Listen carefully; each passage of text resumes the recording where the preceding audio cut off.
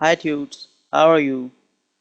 I've again come up with a new video and this time I'll be talking about how to manage the difficult words. Every one of us has our word list or we make a diary or we make a Excel file to note our difficult words. But this time I'm teaching you about a new tool of the freedictionary.com. It's a dictionary site, and if in case you come up with a difficult word, let's suppose mollify, and you type the word, enter it, and you get the meaning of the word. And once you get the meaning of the word, right now you are very clear with the meaning of the word, but you don't know what whether you will be able to recall the word after 2 to 3 days. So what you can do is you can add this word here. There is a box, my word list. You can add this word to your list and you can make your own word list by clicking the button. The new word mollify has come up in this box and it is saved there.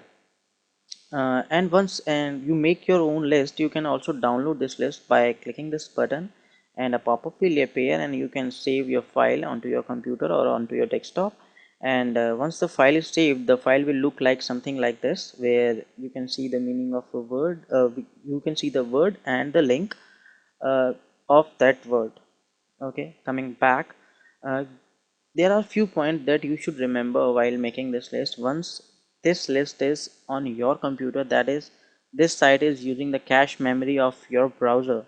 So if in case at some time you remove the cache memory of your browser from that, you do generally by going to tools and clear private data. If in case you remove this cache data, this list will be removed.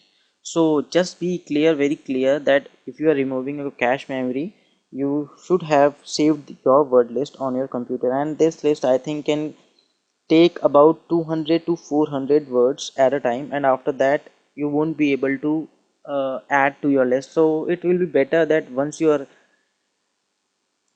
get 200 words in your list, then save it on your computer. I hope this will help you in making your own word list, and you keep remembering it. uh, Thank you. I'll come up with some new updates.